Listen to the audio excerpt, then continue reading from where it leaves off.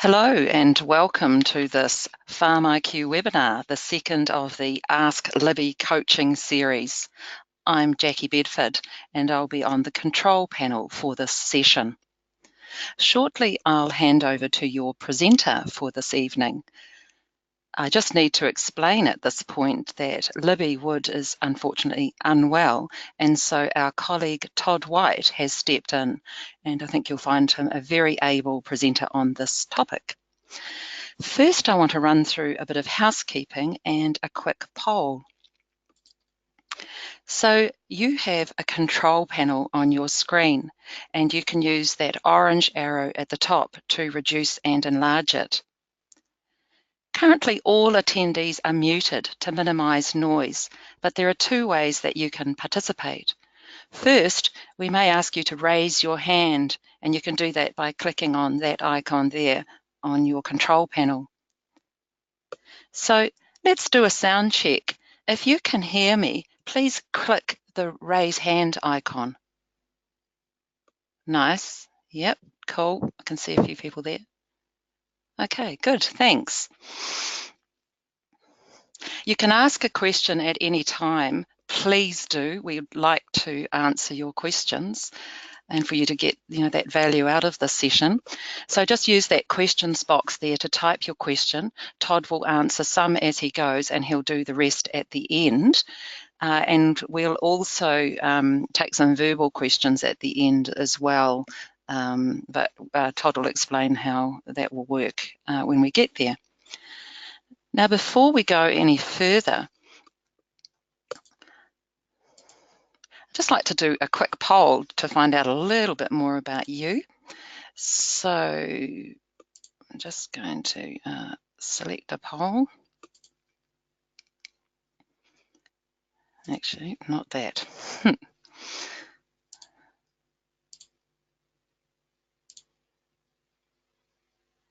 Now you should see a poll on your screen and just select the option that applies to you.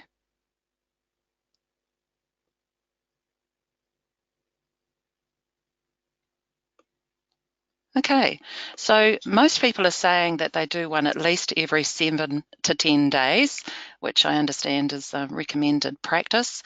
A few people are doing it monthly, and some people are saying we don't. Okay, thank you. So now I'm ready to hand over to our presenter, Todd White, who's in Palmerston North. Hello, Todd. Hello. Sorry, I'm just going to show my screen. So Jackie, can you see that?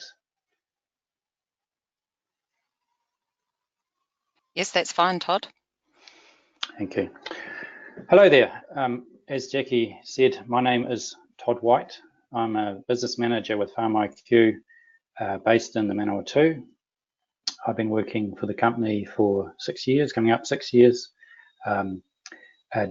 Libby is the national dairy manager. I deal a lot with corporate farms, but I also have interest and experience in dairy farming, and in particular, I do have a lot of interest in pasture management.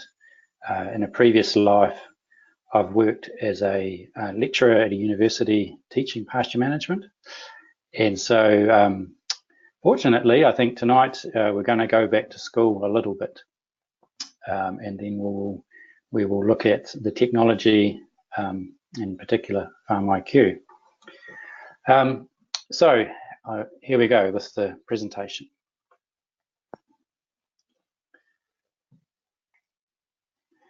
Okay, so first of all, we are going to cover some basic principles of pasture management.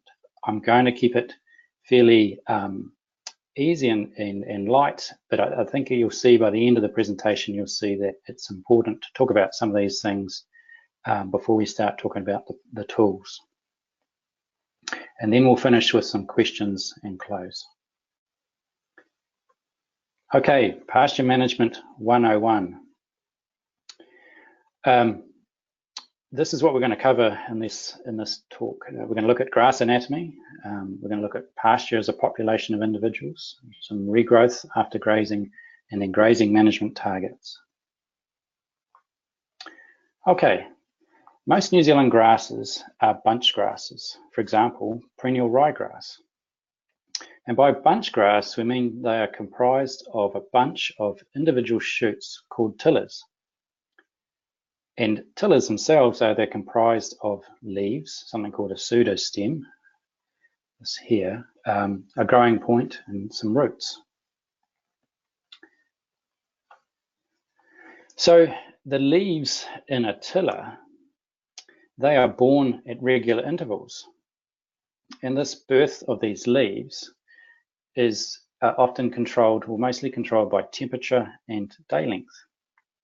So you can see from this picture here that you've actually got, if we take a cross section of this tiller, you've got the youngest leaves in the center, and then the next oldest. So this is the youngest leaf, you've got an elongating leaf and a mature leaf.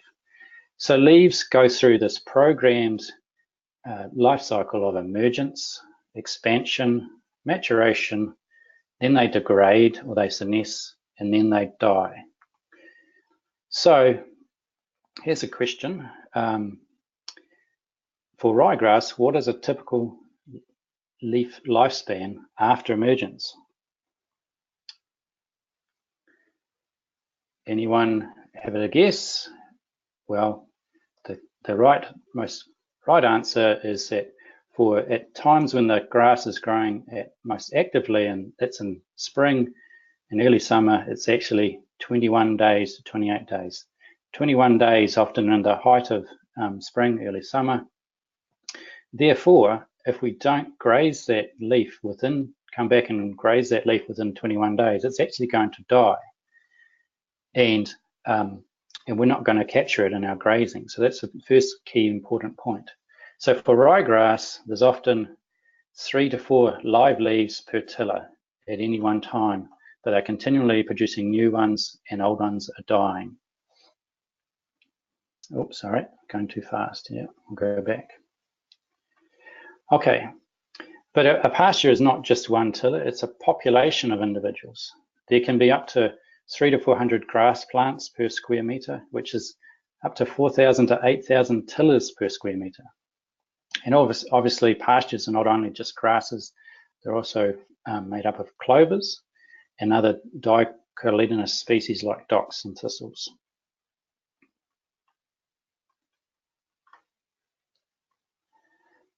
So I'm just going to go back. Yeah.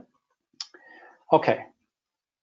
So that's anatomy of a grass plant. Now I want to just cover off some definitions. When I talk about pasture cover, what I'm really talking about is biomass, the herbage mass. So this is the dry mass of above ground plant material per area. It's expressed as kilograms of dry matter per hectare. And when I talk about pasture growth rate, I'm talking about the accumulation of that dry matter. And again, it's expressed as kilograms of dry matter per hectare per day. Those are two key definitions. So this next slide, if you can, what it's showing is a graph that is herbage mass up the y-axis and then time along the x-axis. And this is what pasture regrowth after grazing looks like, is that we have different stages of regrowth with the herbage mass. So there are three phases of regrowth after grazing. The first phase is the log phase, this phase here, and the pasture growth rate is slow but increasing. The next phase is the linear phase, where pasture growth is its most rapid and constant. And then we get up to an asymptotic phase, where pasture mass accumulation is leveling out and growth is declining. So what's happening in those three phases? In the log phase, straight after a pasture is grazed, what the plants are actually doing is they mobilize energy reserves at the base of the plant, and that lets them put up new shoots quickly. But at that stage, as a pasture as a whole, there's low leaf area and low light capture, so growth is limited by that. In that linear phase, leaf area has recovered, and there's high light capture and rapid growth. And then in that asymptotic phase, what's actually happening is why the pasture mass is leveling out is that because the senescence or death and decay of old leaves. So the rate of production of new material is actually been matched by the death of old material. Okay, now you may be wondering, where's this all going? But I will tie it all together. We're coming to the point now. So we've got this graph again, where we've got the mass of accumulation of biomass, and then we've got time. But below it, we've got another graph that's actually showing some rate of some processes that are going on. So as that leaf area increases, our gross production of material is actually increasing and getting high, and then it's plateauing. So we get to a point where we can't actually grow any faster of new material coming on. At the same time, we've got this green line is senescence, and that's actually increasing. The rate of that process is increasing. So as we get older and older, later and later after after grazing, we're having more senescence of that material. Now, the difference between the gross and the death is this blue line, which is the net growth. And you can see that this has a definite peak to it. There's a period here after grazing where net production is maximized. Right, so if I lay this color band over the top of that, this shaded bluey gray area, we can see the zone, what I call the zone, where net growth is maximized. So this is the zone that we want to keep in when we're thinking about pasture management. In this zone, we've got maximum production of new pasture biomass, but the death of older biomass has not significantly increased yet. So we have high net growth. So we're aiming to keep in the zone. That's all very well, but how do I do that? What's that all about? Okay, to keep in pastures in the zone, well, so the aim is to keep pastures in the zone, which maximizes green leaf. It maximizes growth, and more importantly, it's actually we're keeping quality still reasonably okay because of the low death rate, senescence. Okay, so if we overgraze our pastures and we keep them too far down here, the consequences of that are actually low leaf area, and there's some potential there for damaging our growing points of our pasture, and our regrowth is slow. So that's the consequences of overgrazing. Consequences of undergrazing, so if we keep up in this zone here, we have poor utilization of the pasture. So utilization is how much is consumed relative to how much is grown. So our utilization is low because we're actually losing pasture mass to death and decay. And also, if we keep our pastures up in this high zone here, not only is our quality going to decrease because of more dead material, we're also going to start shading out our clovers. So we want to keep our pastures in that zone over the farm for as much as we can. So how do we keep in the zone? When do we graze? When do we put animals in? And when do we take animals out? Well, time since grazing is not a good indicator of when to put animals in and when to take animals out, because this time along the bottom here can vary depending on the time of year. In the spring, this is probably reflective of spring, where we've got days after grazing, but at times of year when it's growing slower, we might be coming in a lot later into the pasture. So pasture mass is a much more reliable guide to when we should graze and when we should we'll put animals in and when we should take animals out. And so we've got to make measurements of our pasture to do this. So either by eye, by maybe a ruler or a sword stick, by a plate meter, maybe a SeedX, or maybe you've got the latest livestock improvement pastures from space. We'll talk a bit about how to measure pasture and a little bit further on. So the best way to keep it in the zone is actually to understand the pre-grazing targets and the post-grazing targets. So our pre-grazing target for cattle graze pastures is actually going to be around about this 2900. For sheep graze pastures, it's actually closer to 2500, and there's good some reasons why there's a difference there. There's a different sward structure, but we won't go into that too much. Our post-grazing targets are actually somewhere between, for sheep grazing it's 1200, but for cattle grazing it's around about 1500 kilograms.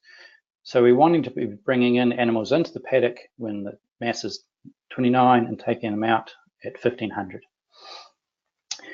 And those points are going to keep us in this zone of maximum net growth, maximum quality, and therefore maximum animal production.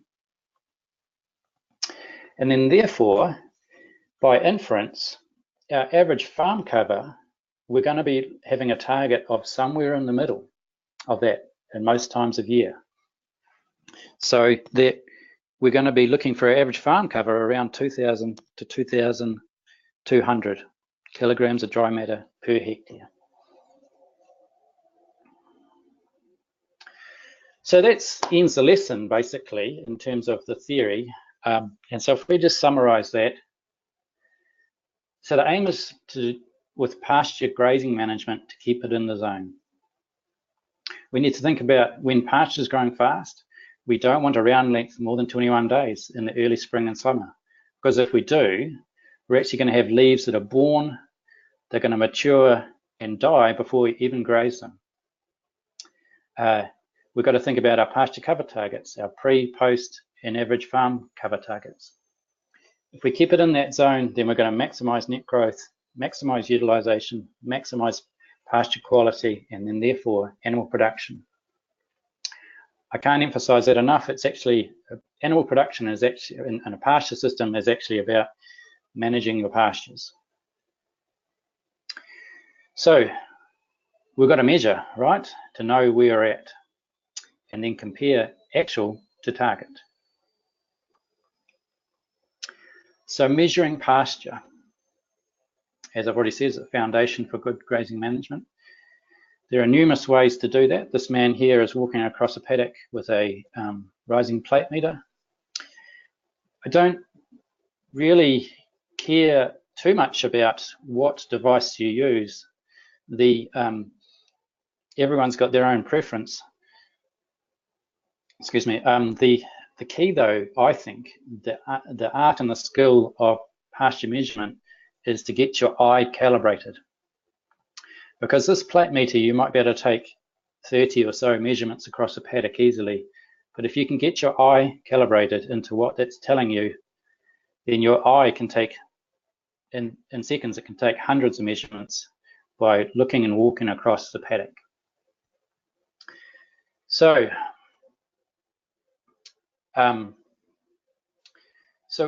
yeah, I'm about to switch over to actually showing a live demonstration of some of the, once we've got the pasture data, how we can use it in FarmIQ, for example. But before I do that, I'm just going to jump ahead.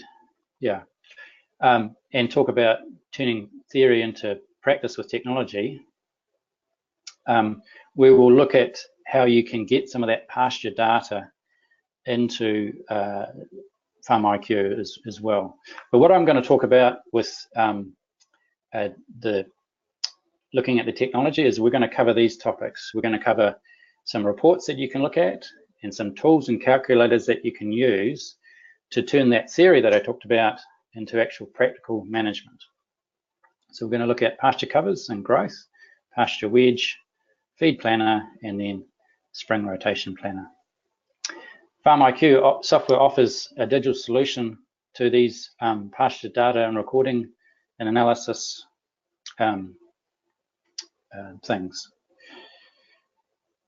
Okay, so why digital?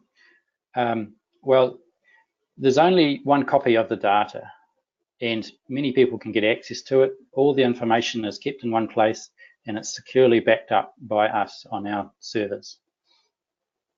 And by it being either through a mobile device or through your computer, it's online, it's easy to access, it's easy to put data in. And then once that data is entered, even if it's entered by workers or colleagues out on the farm, it's ready to report straight away. It's ready to go.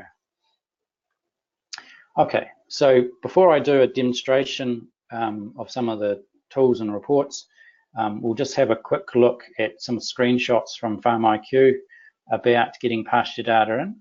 So you can enter pasture data. You might have done your walk on the farm and written down in your notebook some covers against paddocks. You can come back to the house or office and you can enter that in to FarmIQ on the, when I talk about a web application, I'm talking about on the computer. So if that works for you, you can do that. You can make a customized farm walk, so these paddocks are in the order you want to, you do your walk in. But probably most people are going to use FarmIQ's mobile app. And what we've got here is we've got a screenshot of, two screenshots of the mobile app. This one here is actually this person, this is a screenshot of actually recording some cattle movements from paddock to record the grazing from paddock to paddock. And during the grazing, I'm just going to use the technology here. I'm going to use the pen. During the grazing, the person has entered the post-grazing cover coming out of the paddock, and then the next cover going into the next paddock. So you can record pre and post grazing covers if you want. And then this screen here, the person entering the data is just doing their farm walk covers. And actually, if they have the GPS turned on their phone, it will try and bring up the paddock that you're standing in. So they can just enter those covers in, and then once they push save, and then once they're all done, push finish. So that's entering pasture covers into the mobile app. Okay. I'm going to go to the next screen. Okay. Okay, so let's now get out of this, and I'm going to change over to FarmIQ's live system. So you just have to bear with me just for 2 ticks, and then I will I'll be right back.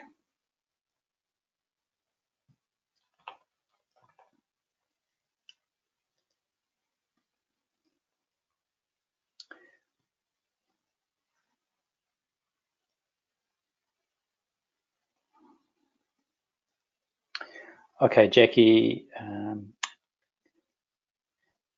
So Jackie, can you see that? Yes, that's clear, Todd. Okay. Sorry, I'm going to do one more thing here. I'm going to go back and... Sorry, can you still see that now? Yes, we can. Okay.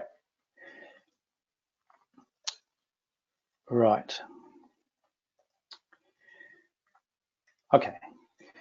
So I'm in a demonstration, what we call environment within FarmIQ. This is demo dairy farm number 2. And this is what we're looking at the computer version of FarmIQ. This is what I call the web application. It's a mocked up dairy farm somewhere. So this seminar is not about how to use FarmIQ, but I am going to show you some of the pasture things you can do in FarmIQ. So first of all, I have used the mobile app to record some pasture covers, for example. So let's run a report now and actually look at the data. So I can go up to the top here to the report center. I've made some favorites here, and my first favorite with the star there is the pasture cover report. So I'm going to run that. It says there's no data, but there is. I'm going to actually show the last 2 years of data for this farm. So there's my cover report. I can, the blue line is just this year gone, 17-18, and then the green line is the previous year, 16-17. So I can see where my average farm cover is for different years, and I can narrow it down further if I want. So that's looking at pasture cover in FarmIQ over the whole farm. I can also run a report that looks at pasture growth for the whole farm.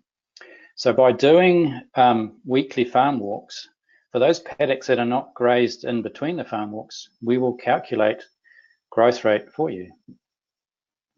So the graph up here, I'll just turn off a couple of the older years so that we don't confuse people.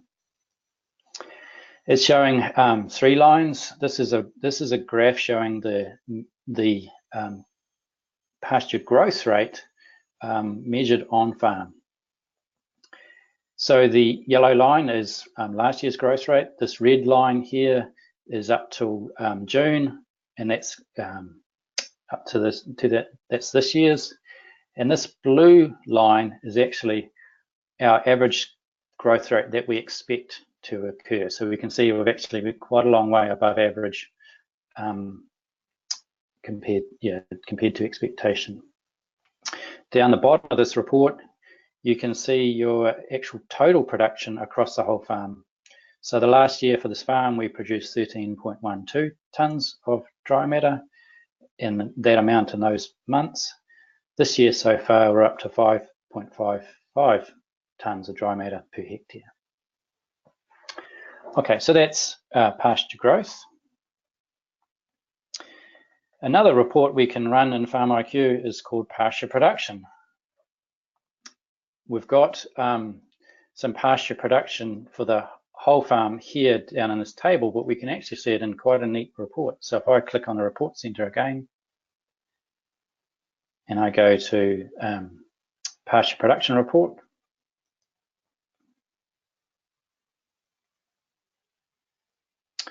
it's going to come up with a similar looking map again, but it's going to show me, it's going to ask me what year do I want to run this for. I'm going to run it for last year. I'm going to go view.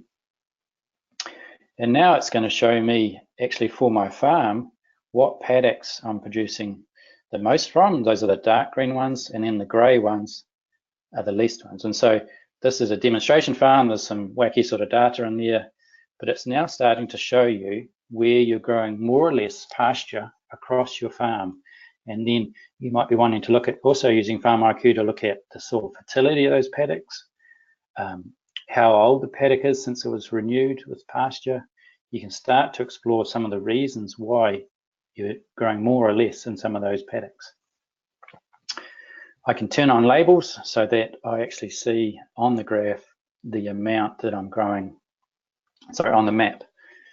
Okay, so that's a really handy report to run. Okay, so those are some reports how I can look at some of my pasture data. So what about pasture management? Okay, the key in dairy farming, at least, is one of the key reports that you use is a pasture wedge. So I've done my farm walk, and so I know that there's data in there to run a wedge. So I'll go back to my report center. And again, I've saved it as a favorite, so I'm going to run my pasture wedge there. And we need to be on the dairy option first and foremost. We've got some date frames, start and end dates that are going to pull up all the pasture walks in between those 2 dates. So there's some data there that's been pasture walks through the month of May, and I'm just going to select this last one on the 1st of June. Okay, So you'll also notice down at the bottom of this, before I run the report, I've got some options to put in some post-grazing targets and some pre-grazing targets. I can just enter a number in there if I want, but I can also use a calculator to work out a pre-grazing target, for example. So this farm here, let's say we're aiming to have a post-grazing target of a residual of 1,500. It's about 200 hectares of grazing land. I think there's about 400 cows. Maybe this late in the day, we're only trying to offer the cows maybe 11 of pasture, and we're trying to push the round length out. So whatever box I leave blank, I can click calculate, and it will calculate what's my pre-grazing target it needs to be. So maybe I want to actually feed them slightly more. And I've got maybe slightly more cows, or 30 cows. So you can see the impact. As I change these things, it's actually lifting my pre-grazing target. I've got to be going into higher covers. So I've set that up, and now I can go view, and this will run my wedge for me. So here it is, traditional wedge. We've got on here, our orange line here is our target of 2,600 and leaving behind 1,500. We can see in these columns that we've got, we have got two shades to them. The lighter shade of the column is below grazing height, okay? And then above, the darker shade half of the column is above grazing height. So everything in the dark blue is available to be grazed. Everything in the light blue is not grazable. So the wedges, we've got a summary at the top. We've got our pre-grazing, our post-grazing, our round length. And this surplus, it's the sum of the, relative to our target line, it's the sum of the overs and the sum of the unders. Actually, this farm here, we've got a 28.1 tonne surplus across the whole farm. Our average growth rate is 32 kilograms a day, and our average pasture cover is 2,200, just about 2,185. If I want to print that or send it to someone as an email, I can click this export button and it makes a nice print. So that's the traditional wedge there. I also think we've got a very handy table at the bottom, so I can click on this little black arrow and it gives me a table. I'm just going to scroll the screen down a bit. And now here it's the same data with my paddock names, the area, and then this is the latest cover that was measured on the 1st of June. By default, it gives me my highest cover to my lowest cover, but these columns are sortable. So I might want to actually see which are my fastest growing paddocks. I can sort these columns, or which are my paddocks with the most available feed. So the available feed is the pasture biomass per hectare above grazing height times the hectares. So this paddock has the most feed on farm. It's 6.7 tons. Over the whole farm, I've got almost 154 tons available. Again, I can click on that to make a PDF that I can print and or email. So they might want to, if I print it, might want to scribble on it, whatever, take it out into the field. But obviously this report is going to be a great report to look at those paddocks that I'm going to be grazing next. Okay, right, so that's the wedge, and it's got the target calculator as part of it. Right.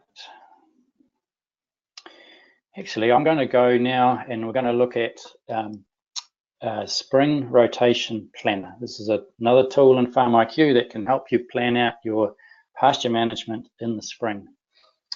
It's found in the tools and calculators. So up until now, I've been running reports. Now I'm going to go to calculators, tools and calculators. So I'm going to click on that. I've got a whole lot of tools and calculators here. We've actually got Pasture wedge there as well. I'm going to click on Spring Rotation Planner. I've already made one here for the purpose of this webinar. So I'm just going to click on that and I'm going to edit it. If I was starting from scratch, I wouldn't see those graphs first. What I would see first is the setup screen. Sorry, so I'm flipping around a bit.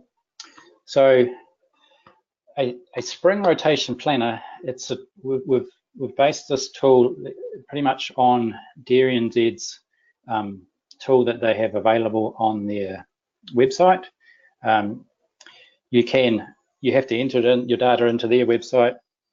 We've put it into FarmIQ, so you can enter your own data and save it in here as part of the FarmIQ package.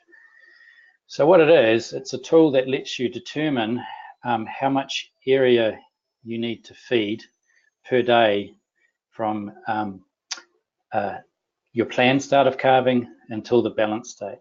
So the balance date is that point in time when you think that the pasture demand from your cattle is going to equal pasture supply.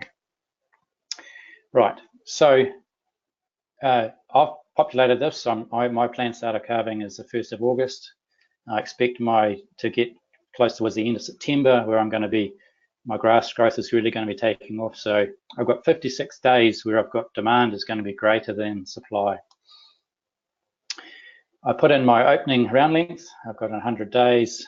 And by the end of September, I really want to be flying around my farm 18 days to make sure I'm harvesting as much of that grass as I can without it starting to go to senescence and death. I plan to be opening my covers at 2,500, and by balance date, I want to be at 2,000. And my farm area is actually 230 hectares. I can change that if I want to, if I've got less grazing area. Okay, then I would click on view, but it's already there. So what the planner gives you in terms of reports, and again, we've got that export that we can print these things off, is that this first graph is the number of the hectares per day to be fed, and how that increases until that balance date. So starting out at just 2.5 hectares and ending up at just almost 13 hectares a day. We can see how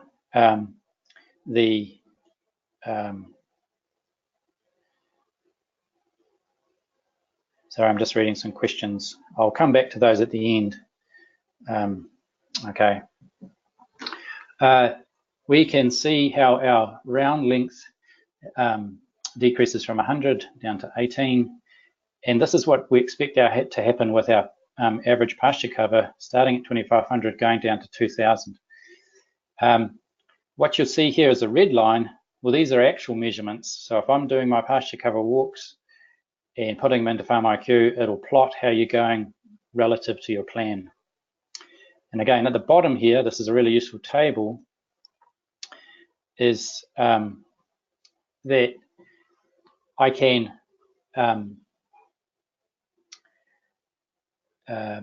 print this table off, and I can, it's by weekly values at the moment, but I can see it by daily values if I want to. So I can print it off and again take it out with me. So I can save that. So that's the spring rotation planner, simple rotation planner based on the Dairy NZ tool. Okay, so maybe I'll take a quick pause here, and I will actually just read out some of these questions. Does the wedge automatically update every time you record, only when you complete the farm walk? It updates when you go finish, when you complete the farm walk. You see there's a save button there that will store the data if you're stopping between paddocks, doing some other things. But yeah, you need to push finish to submit to that. Can you drop paddocks out of the feed wedge for silage? Not at the moment. That's an enhancement that we're looking to do. Thinking about making actually a predictive wedge so that you can plan out what if I drop these paddocks out, what's going to be the impact on my wedge in the future. So that's something that we're, we don't have available at the moment, but we're thinking about doing that. And then another question, where do I expect or predicted pasture covers come from? I think maybe you mean their growth rates. The DairyNZ has a good library of growth rates for different regions around New Zealand. There's also FarmX has a service, and maybe DairyNZ has a service about pasture growth forecasting. And then, but I think actually if you've been doing it for a while, your long-term average pasture growth is quite a good predictor of what's going to happen in the future as well. Okay, right. So we're getting there, folks. We've got one more thing to talk about, and that is our feed planner. So again, I'm going to go back to the tools and calculators. And in there, we've got the feed planner. This is a relatively new tool for us. And it's all about how I create an annual plan, or as long as you want, but it can do up to an annual plan of how I think I'm going to feed my cows. Or if you're a sheep and beef farm, you could actually do one for your sheep and beef farm. There's two options there as well. So again, I've created one for this demonstration. And I'm going to click edit. Okay, right, there's a lot of information to take in here, and we'll just run through some of the basic things to do with it. Essentially, at the top, you've got two graphs. You've got the first graph here is an average feeding per head per day in different months. I've set this plan up to be a month by month plan. If I wanted to, though, I can change the settings, and if I really wanted to, I can make it a daily plan, or a weekly plan, or a 10 daily plan. But just for simplicity, I've set it up as a monthly plan. And you can see here that my start date is on the 1st of July this year, and it's going through to the 30th of June next year. Okay. So that's the first graph, month by month average feeding of my livestock on farm. The other graph that you can see here is what's expected to happen with your pasture covers. So we've got the green line is what FarmIQ, what this planner thinks will happen with your pasture covers given your level of feeding. And the blue line is your target cover line. As we go through the year and we're actually adding in our actual covers into FarmIQ through our farm walks, then this green line will become no longer dashed, it'll become solid, and it'll update the plan with actual values. Okay, right. So I'm just going to scroll down a bit. So you're probably thinking, so where do I put my cows in? Well, this is the next section. We've got, for the dairy farmers out there, we've got 3 types of animals that you can add in. You can add in milking mobs, and you can have as many of these as you like. So you can see that I've got, in my milking mob, I've got one called main milkers, and I've also got one called once a day herd. And so I simply put in here the number of animals I expect there to be in these months in these herds. So I've got starting out in 200, I've got some calving there, and by September I fully expect to have all my cows in milk, and then starting to tail off here getting towards the end of the season where I've got some going into a once a day herd. The next row, I'm actually putting in what I expect to feed them in pasture. You enter this data in. This planner at this stage is not calculating feed demand. You need to enter that in. And so you put in what you're going to offer them in terms of pasture, but you can also put in here what you're going to offer them in terms of supplement. So it's up to you how many supplements you want to feed and how much. Right, so I've got a once a day herd, as I said. I've also got a dry mob, and way out here I've got no animals at all because I've got some going. They're going off for grazing until they come back again.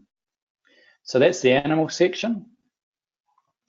Then in the pasture section down here, we've got this first row is the bold numbers, the expectation of what's going to happen to pasture cover, and it's the same. Those are the same numbers that are in the graph. And then we've got our target. We can enter that in there. So simply by you enter numbers by clicking on a square and you type it in. So I'm changing this to 2300. I can copy that all the way over, and it'll fill in all those rows automatically for me. You specify the area that you're going to have in pasture. So in June and July and August, I've got my full farm here, and then I'm starting to take paddocks out for making supplement, which is reducing my grazing area, which is bringing my pasture cover back under control. So if let's have a look here.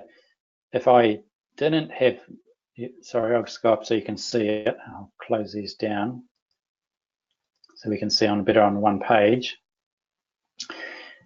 At the moment, our forecast is our pasture cover just been over 2200. If I don't start taking area out for silage, and I keep this at 200, you can see our pasture cover is starting to creep up. So we can make adjustments by taking area out. This is pasture growth information. This is needs to be entered by the farmer. We do put some in there as a default, but you'd want to check that to see if that's what you expect it to be. And then this last part of this section here is actually, it's giving you the pasture offered per kilogram of dry matter per hectare per day, so you can compare this growth relative to offered and just see where it's getting out of balance. So here I'm offering more than I'm growing, so I can expect my pasture covers to be going down. But then I take my animals off the farm and I'm starting to climb back up again. Okay, right. And then last, at the bottom here, we've actually got some sections for where I'm adding in supplement into my planner. It will flow through a inventory, if you like. I've got a purchase here of some meal, and then you can see it declining as I feed it out out the year. And that's it with the planner. That's a simple planner. We're going to be adding to it, but this is the first cut. We're trying to keep it simple and easy to use. So if I click save, that will save the planner. I'll just show you one last thing. This plan here is a monitored plan. You can only ever have one monitored plan for within a time period. So for from the 1st of June, so July to the 30th of June next year, I can only have one monitored plan, but I can make a clone of it, and I can have as many scenarios as I like, because it's not a monitored plan. I can have as many as I like, and to play around with and to go through some what if scenarios. What if I take a whole area out to renew grass or whatever I'm doing? I can play around with that without upsetting my monitored plan. There's only one monitored plan because that's where the data from the actual farm data from your supplementary feeding and your pasture covers goes into. Okay, well, we're getting 10 minutes towards the end of this webinar. So I am going to just actually go back to the presentation, and I will just run through it. Sorry, and I'm going to put this back up again. So yeah, we'll take some questions now, and either typed or raise your hand to use the audio.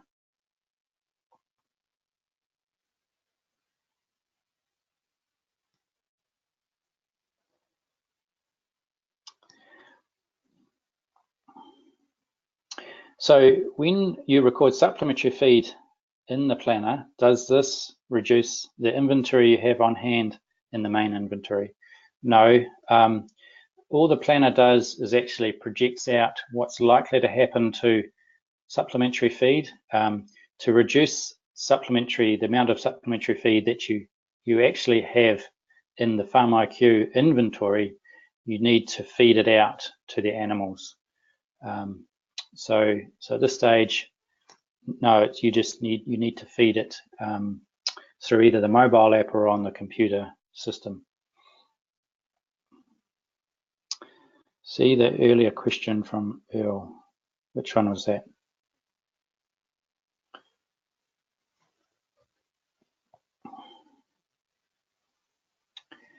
What was the earlier question? Todd, Earl's question is, can we get weekly growth rates? Can we get weekly growth rates into the planner, or can we get so actually this is a good point, people. So if I go out of here again, I'm going to go back into FarmIQ, and I'm going to go back to my pasture wedge report, and I select this one report here, and I'm just going to view that. Okay, so the pasture growth rates that are calculated here, that's what's grown in this paddock since the last walk. So that is a weekly growth rate. Okay, so that is what's grown in that paddock in the last 7 days. If the question related to the planner, then if you set your planner up as a weekly plan, then you would have the ability to enter in weekly growth rates in the planner, or daily growth rates if you want to. I'm not sure if that answers your question or not. Here's a question from George. Can supplement harvested be added to paddock total grown for the year? You can certainly harvest silage, and I think it does add to the total production, but I need to check that out. A further question, can you work with third-party advisors to enter data into the planner? Absolutely. So you can invite people into FarmIQ. So you can give people third-party access. So I'm just doing this now, if you can see this. So I would add a new person into this farm. And so if they're not in our third-party database, if you're out there using FarmIQ and you have a consultant that is you want to add in as a third-party user, just need to contact our help desk, 0800 FarmIQ, and add that person in. And once they're there, you can find them on here. So I'm going to look for, I'm going to take a guess, Steve Knight. And so Steve Knight is in our third-party database. So if I go select, and I give Steve Farm Manager permission, and once I click save, it's going to send Steve, for example, an invite to FarmIQ, and then they're going to be able to get access to your farm and work on your feed planner with you. I think that probably answers that one.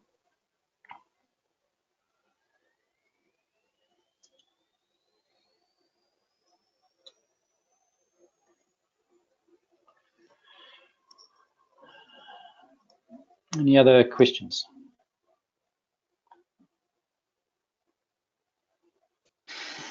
A question from Henry. What's the development time frame on the projected feed wedge?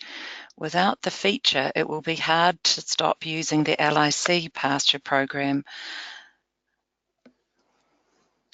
I'm not sure. I'm hoping to work on a few things related to grazing management in the second half of this year. So if I push hard for it, hopefully we'll get it in that development, but I can't make any promises.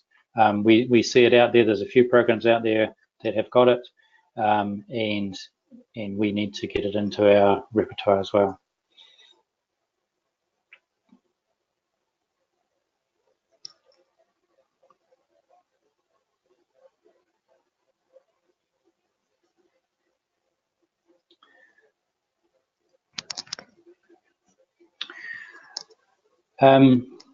Yeah, so any more questions?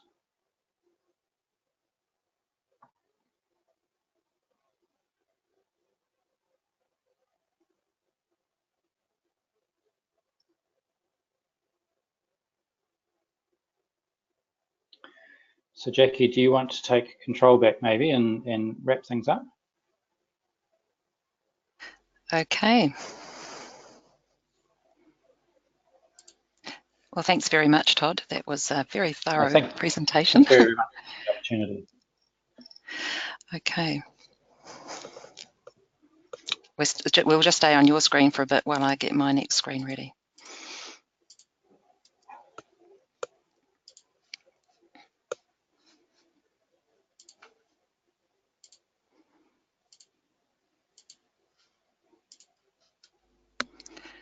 Okay, so thanks everyone for taking part in this webinar, and all that remains at this point.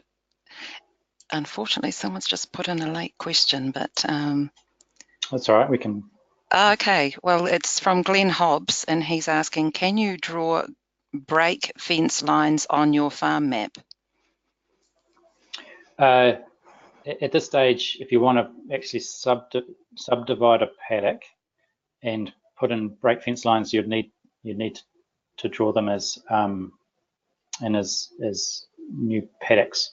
So the short answer is not at this stage. You can certainly use some of our tools to work out where those break fence lines could go, and you could potentially draw those as a feature. But at this stage, we don't have the ability to draw in break fences. We are working on a break fence calculator actually, and so that will be developed.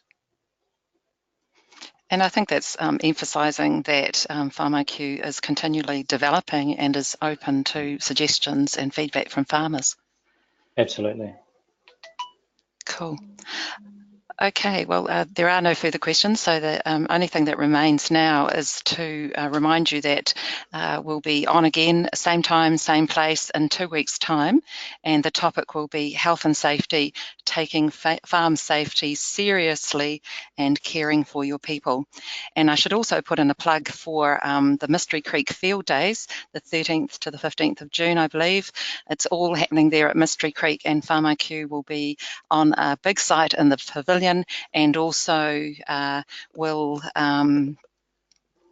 be on the farmlands. We'll have a bit of a presentation going on in the farmlands tent as well. So that's 2 ways that you can catch up with the team. There'll be quite a few people there. So I'm sure they'd look forward to seeing you if you're going to the field days. Okay. Can you hear me? Yes, Todd. Yeah. So yeah, happy to talk to people. I'll be on the stand there quite a bit during the field days. So come along and have a chat, and we'll go through some of this stuff together. Brilliant. Okay. Thanks. Good night, everybody. Thank you.